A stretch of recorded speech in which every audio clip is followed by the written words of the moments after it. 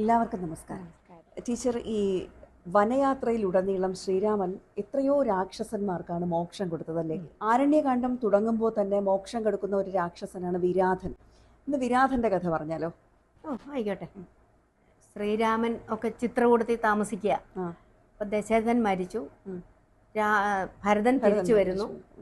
ആകെ അവിടെ ബഹളമായി.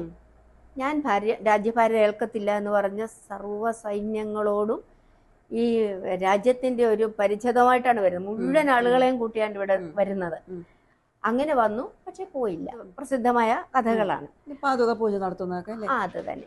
എന്നിട്ട് ശ്രീരാമൻ ഇവർ പോയി കഴിഞ്ഞപ്പോൾ വിചാരിച്ചു, ഈ ഇവിടെ നിൽക്കുന്നത് പന്തിയല്ല, ഇങ്ങനെയും കൂടെ കൂടെ ആളുകൾ, കാരണം മുഴുവൻ ആളുകൾ ഇവിടെ വന്നിട്ടാണ് മനസ്സിലാക്കി കഴിഞ്ഞു എവിടെയാണുള്ളത്. അതുകൊണ്ട് വരും.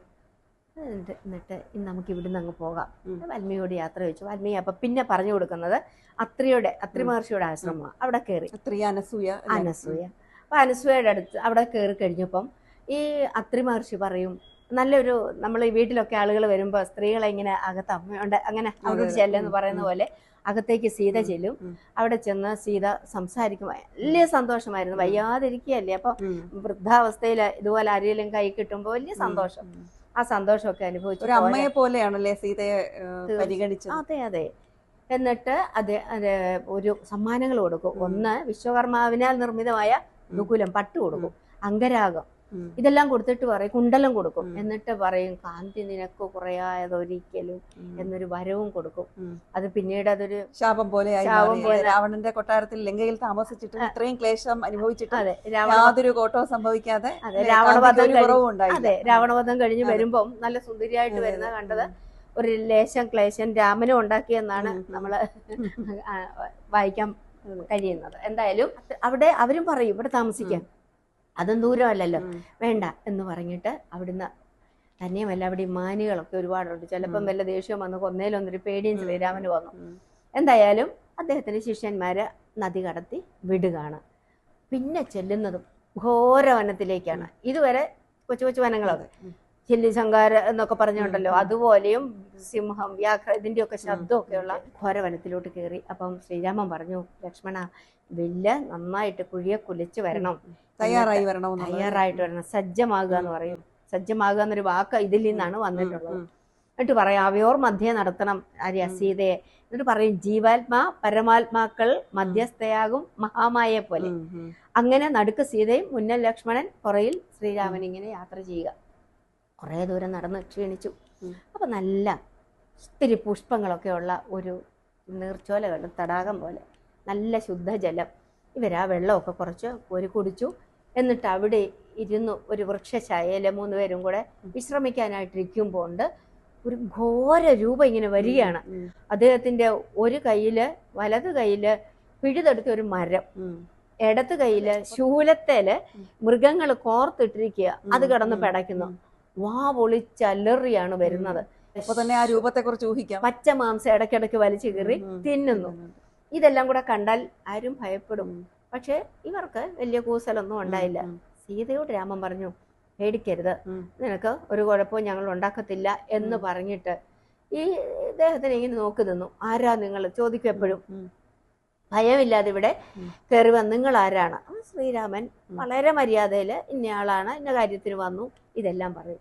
എന്നിട്ട് നിങ്ങൾ എന്തുകൊണ്ട് പേടിയില്ലാതെ ഇവിടെ ഇരിക്കുന്നു? എന്നെ ത്രിലോകങ്ങളിലും അറിയും, വിരാധനാണ് ഞാൻ. നിങ്ങളൊരു കാര്യം ചെയ്യാം, നിങ്ങൾക്ക് ജീവിക്കാൻ ആഗ്രഹം ഉണ്ടെങ്കിൽ അങ്കനാരത്നത്തെയും ആയുധങ്ങളും ഇവിടെ വെച്ചിട്ട് സ്ഥലം വിട്ടോളാൻ പറയും. എന്നിട്ട് ഈ സീതയോട് നേർക്കങ്ങ് അടുക്കും. ഉടനെ 2 കൈകള് വെട്ടും. വീണ്ടും ശ്രീരാമന്റെ അടുത്തേക്ക് വരും, കാല് വെട്ടും.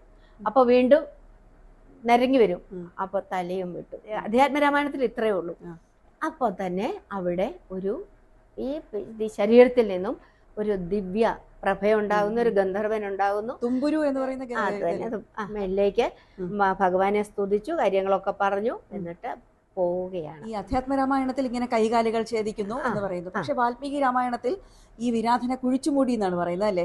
അതിനെ കുറിച്ചൊന്ന് പറയാൻ പറ്റുമോ? പറയാലോ. അതായത് സീത ഇങ്ങനെ വന്നു, സീതയെ വേണം, അവരെ രണ്ടിനെയും സീതയെ കിട്ടുക, അവരെ വേണേ വെറുതെ വിടാം എന്നുകൊണ്ട്. എന്നിട്ട് സീതയെ അതിനകത്ത് വാൽമീകി രാമായണത്തിൽ പറയാം, സീതയെ ഒക്കത്തെടുത്തുകൊണ്ട് ഓടിയെന്ന. രാമനാന്നെ സീത ഒരാൾ സ്പർശിക്കുന്ന പോലും ഇഷ്ടമല്ല. അപ്പൊ ഇത് പുറകെ ഓടി. കുറെ ചെല്ലുമ്പോ ഉണ്ടല്ലോ സീതയെ താഴത്ത് വെച്ചു. എന്നിട്ട് അമ്പയ്യുന്നു, ഇതേളെ വാളുകൊണ്ട് വെട്ടുന്നു, ഒരു കുഴപ്പമില്ല. അപ്പൊ സീതയെ താഴ്ത്തി വെച്ചിട്ട് ഈ രണ്ടുപേരെയും എടുത്ത് തോളക്കേറ്റി എന്നിട്ട് ഓടാൻ തുടങ്ങി. ലക്ഷ്മണൻ ചോദിച്ചു. അപ്പൊ പറഞ്ഞു, ഇയാള് പോകേണ്ട വഴി, നമുക്ക് പോകേണ്ടിടത്തോട്ടാണ് ഇയാള് പോകുന്നത്, നമുക്ക് ഇവിടെ ഇരിക്കാം. അങ്ങനെ ഓടുകയാണ്. സീത പിന്നാലെ കരഞ്ഞുകൊണ്ട് എന്നെ കൊണ്ടുപോക്കും, അവരെ വെറുതെ വിടെന്നും പറഞ്ഞ് സീത അലച്ചു പൊളിച്ച് പുറകെ പോകുന്നു. അങ്ങനെ ഒരു സ്ഥലത്ത് ചെന്നപ്പോൾ ഇവരെ രണ്ടിനെയും താഴെ നിർത്തി. നന്നായിട്ട് അടിച്ചു ഇടിച്ചും വാളുകൊണ്ട് വെട്ടിയും അമ്പെയ്തും അത് കഴിഞ്ഞ് ഇങ്ങനെ മറിച്ചിട്ടും ഒരുപാട് അങ്ങ് ചതക്കുകയാണ്. പക്ഷേ ഇദ്ദേഹം ചാകുന്നില്ല. അപ്പം ശ്രീരാമൻ പറഞ്ഞു, ഇവൻ ഇങ്ങനെ മരിക്കത്തില്ല, അതുകൊണ്ട് നീ ഒരു കാര്യം ചെയ്യും, ഇങ്ങനെ കുഴിച്ചെടുത്തക്കൊണ്ണം വലിയ ഒരു കുഴി ഉണ്ടാക്കുക. അപ്പൊ എവിടെ നമുക്കറിയാം ശ്രീരാമൻ ഇങ്ങനെ ആജ്ഞാപിക്കുകയും ലക്ഷ്മണൻ ചെയ്യുകയും ചെയ്യും. അത് ജ്ഞാനവർത്തിയാണല്ലോ ലക്ഷ്മണൻ. അതെ, കാരണം ശേഷനാ, മറ്റേ അത് മഹാവിഷ്ണു അല്ലേ. എന്നിട്ട് അദ്ദേഹം കുഴിക്കാൻ തുടങ്ങി. ഈ ശ്രീരാമൻ ഇദ്ദേഹത്തിന്റെ ഈ വിരാധന്റെ കഴുത്തേലോട്ട് ഇങ്ങനെ ചവിട്ടി പിടിച്ച് നിന്നു. ഇത്രയായപ്പം കാര്യം പന്തിയല്ലെന്ന് വിരാധന് മനസ്സിലായി. അവൻ പറഞ്ഞു, ഭഗവാനെ, എൻ്റെ അജ്ഞത കൊണ്ട് ഞാൻ അങ്ങയെ തിരിച്ചറിഞ്ഞില്ല. ഇപ്പോഴെനിക്ക് മനസ്സിലാകുന്നു അങ്ങ് ആരാണെന്ന്. ഞാന് തുമ്പുരു എന്ന് പറയുന്ന ഒരു ഗന്ധർവന്റെ ശബ്ദരൂപമാണിത്. ഞാന് ഈ വൈശ്രവണന്റെ കുബേരന്റെ ഒരു ഇഷ്ടക്കാരനായിട്ട്, ഒരു അജ്ഞാനവൃത്തിയായിട്ട്, ഒരു സഹായിയായിട്ട് നടക്കുകയായിരുന്നു. അങ്ങനെ ഇരിക്കുമ്പോൾ ഒരു ദിവസം എന്നോട് രംഭയെ കൂട്ടിക്കൊണ്ടുവരാൻ പറഞ്ഞു. അറിയാലോ, രംഭയെ കൂട്ടാനായിട്ട് അവിടെ ചെല്ലുമ്പോൾ ഇദ്ദേഹം രംഭയെ നോക്കി നിന്നു എന്നാണ് പറയുന്നത്. കുറെ സമയം കഴിഞ്ഞു, കൂട്ടിക്കൊണ്ടുവരാൻ താമസിച്ചു. അത് ദേഷ്യമായി. ആ ദേഷ്യത്തിന് കൊടുത്ത ശാപമാണ് ഈ രാക്ഷസ രൂപം. അപ്പൊ പറഞ്ഞു, ഞാൻ വലിയ തെറ്റൊന്നും അല്ലല്ലോ ചെയ്ത്. നമുക്ക് ഓരോ ശാപങ്ങൾ, രാവണന്റെ ഉൾപ്പെടെയുള്ള ശാപങ്ങള് ശപിച്ചോരാണ് കൂടുതൽ കുഴപ്പക്കാരെന്ന് എനിക്ക് തോന്നാറുണ്ട്. എന്തായാലും അദ്ദേഹം പറഞ്ഞു ശാപമോക്ഷത്തിനായിരുന്നു. ഉടനെ പറഞ്ഞു, ശ്രീരാമചന്ദ്രൻ ഇതുപോലെ ത്രേതായുഗത്തിൽ വരും, അന്ന് നിനക്ക് ശാപമോക്ഷം, അദ്ദേഹത്തിന്റെ കയ്യാൽ വധിക്കപ്പെടും, അന്ന് നിനക്ക് ശാപമോക്ഷം കിട്ടും. അതുകൊണ്ട് ഇപ്പൊ ഞാൻ ശാപമുക്തനായിരിക്കുന്നു. ഇനി നിങ്ങൾ പോകേണ്ടത് അടുത്ത എല്ലാരും ഇങ്ങനെയാണ്, അടുത്ത വഴി പറഞ്ഞു കൊടുക്കും. ശരഭംഗാശ്രമത്തിൽ ചെല്ലണം. അദ്ദേഹം നിങ്ങൾക്ക് ശ്രേയസ്സരുളും, അദ്ദേഹം നിങ്ങൾക്ക് വേണ്ട കാര്യങ്ങളൊക്കെ ചെയ്യും എന്ന് പറഞ്ഞിട്ട് ഈ വിരാതൻ തന്നെ പറയും, എന്നെ കുഴിയിലേക്ക് തള്ളിയിടുക. കുഴിയിൽ വീണ് മരിക്കുന്നവർക്ക് നല്ല മോക്ഷം കിട്ടുമെന്നും എന്നുകൊണ്ട് പറയുന്നുണ്ട്. എന്നിട്ട് കുഴിയൊക്കെ അപ്പോഴത്തേന് പൂർത്തിയായി. ഇയാളെ രണ്ടുപേരും കൂടെ തള്ളി കുഴിക്കകത്തിട്ട് കല്ലും വലിയ കുഴിയാണ്, കുഴിക്കകത്തിട്ടിട്ട് രണ്ടുപേരും കൂടെ തള്ളി താഴെയിട്ട് കല്ലിട്ട് മൂടി അവിടെ നിന്നും. പിന്നെ അപ്പോഴത്തേന് സീതയ്ക്ക് ഭയങ്കര സന്തോഷമായി, സീത കെട്ടിപ്പിടിക്കുന്നൊക്കെ ഉണ്ട്. ഈ വിരാധവധം കഴിഞ്ഞപ്പോൾ നമുക്കിനി ഇവിടെ നിൽക്കണ്ട എന്ന് പറഞ്ഞിട്ട് അവിടെ നിന്നും കുറച്ചുകൂടെ ഒരു ഘോരവനം വിട്ടിട്ട് കുറച്ചുകൂടെ ആശ്രമമൊക്കെ ഉള്ള ഒരു സ്ഥലത്തേക്ക് പോകാം എന്ന് പറഞ്ഞ് ശരഭംഗന്റെ ആശ്രമത്തിന് നേരെ നടക്കുന്നതാണ് വിരാധൻ മോക്ഷം കഴിഞ്ഞുള്ള പിന്നത്തെ യാത്ര. ശരഭംഗൻ, സുതീഷ്ണൻ, അഗസ്ത്യൻ അങ്ങനെ പോകുന്നുണ്ടല്ലോ. പിന്നെ ഈ ഒരു 13 വർഷക്കാലം ഇവരിങ്ങനെ നടക്കുകയാണ് ഓരോ ആശ്രമത്തിലും. ഇവിടെ ചെന്നിട്ട് ദണ്ഡക നിവാസികളായ ഒരുപാട് മുനിമാരെ രക്ഷിക്കുന്ന കഥകൾ പറയുന്നുണ്ട്. ശരിക്കും ഉദ്ദേശം തന്നെ ഈ നല്ല ആൾക്കാരെ ഭയത്തിൽ നിന്നും രക്ഷിക്കുക, മോചിപ്പിക്കുക. ഈ ഇതുപോലെയുള്ള ആൾക്കാരെ അവരിലെ തിന്മയെ ഇല്ലാതാക്കി നന്മയുണ്ടാക്കുകയാണ്, ശരിക്കും മോക്ഷം കൊടുക്കുകയാണ്.